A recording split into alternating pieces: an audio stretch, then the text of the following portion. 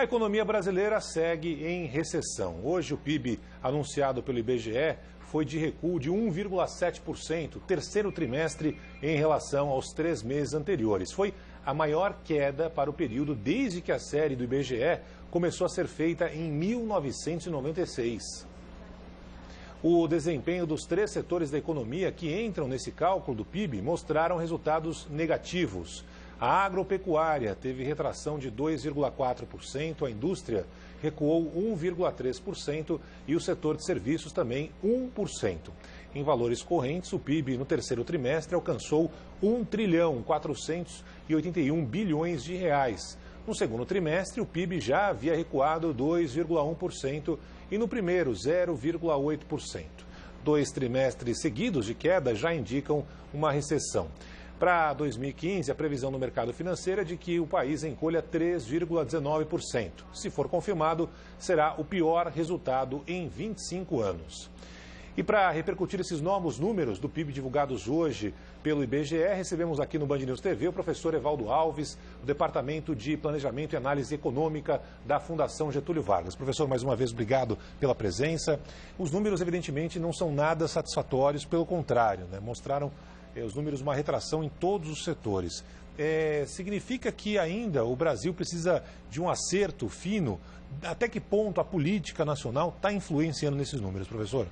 Certamente a política influencia, mas o que caracteriza esta crise econômica que estamos atravessando é de que o desajuste já atingiu praticamente todos os setores. Não é um desajuste meramente do consumo, ou do investimento, ou da área externa. Portanto, para se retomar o crescimento, vai ser necessário uma série de ações que deverão atingir quase que a economia como um todo. Nós vimos, professor, normalmente algum setor não mostrando queda, algum setor em algum período do registro do IBGE mostrando uma melhora. Caso, por exemplo, da agropecuária, que nos últimos tempos sempre esteve nesse compasso, mesmo com uma queda na indústria, mesmo no setor de serviço. Só que dessa vez a agropecuária teve maior queda, 2,4%. Por que nem esse setor salvou, professor? Porque essa recessão acabou mexendo com os custos e também com o câmbio. No fundo, desorganizou de uma maneira muito profunda a economia brasileira. Até em setores onde somos tradicionalmente competitivos, que é o agronegócio, nós já apresentamos aí um número negativo. Vai precisar um esforço muito grande de todos os atores econômicos, não é só governo, o setor produtivo se ajustando, o consumidor se ajustando para a gente voltar a um patamar de perspectiva de crescimento. Se olharmos para um cenário mundial, essa queda no Brasil é a mais forte e mais longa entre as economias globais nesse instante, professor. Olhando para o cenário externo, o Brasil, de alguma forma, pode ver um certo alívio nessa negociação com outros países, principalmente agora que tivemos, por exemplo, o senhor esteve aqui, inclusive, participamos juntos das eleições na Argentina. Como é que o senhor vê essa relação entre os países? Está aí uma luzinha, pelo menos, professor? Bom, uma luzinha verde positiva, inclusive, vem aqui ao sul do Brasil, aqui para a Argentina. Argentina, que já foi um grande, ainda é dentro do Mercosul, maior parceiro comercial, por conta dos problemas até de confrontacionismo e de dificuldades na área cambial da Argentina, essa nossa venda para a Argentina de produtos brasileiros caiu. Se o Maurício Macri conseguir desatar esse nó, como ele está se propondo a isso, isso para nós será certamente positivo. E essa possibilidade existe, porque o que eles consomem do Brasil são coisas que nós fazemos tradicionalmente. Existe uma luzinha verde, uma esperança aí nessa relação com a Argentina.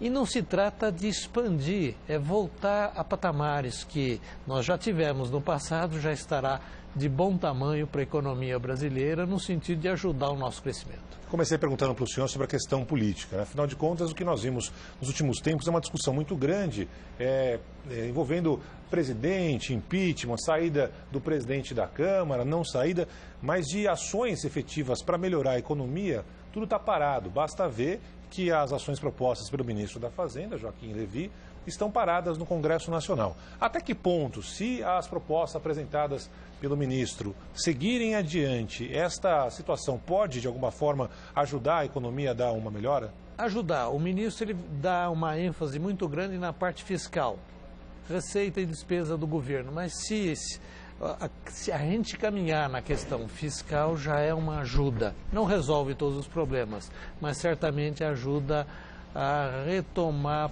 parte do crescimento econômico que nós estamos precisando desesperadamente de atingir isso. Precisamos crescer para ter mais emprego, mais renda. E para 2016, professor, sei que o cenário não é definitivamente dos mais animadores, mas enfim, já chegamos na parte mais difícil ou a coisa pode piorar ainda mais? Eu não digo que pode piorar mais, mas também não podemos ficar nesse patamar muito baixo em 2016.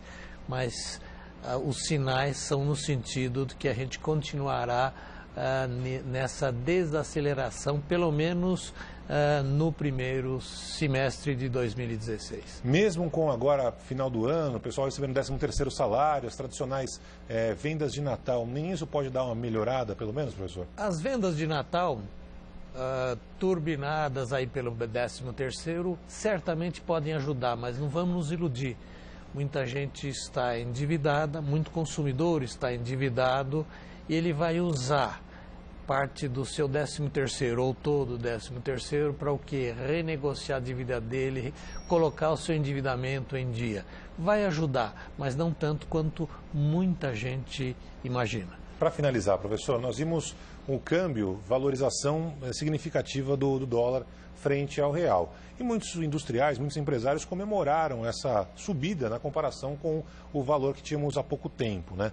Nem isso está ajudando nesse momento, as exportações? Isso ajuda alguns empresários, aqueles que vendem para o exterior. Agora, o empresário que importa, e hoje quase todos os produtos têm um componente importado, um componente que vem de fora.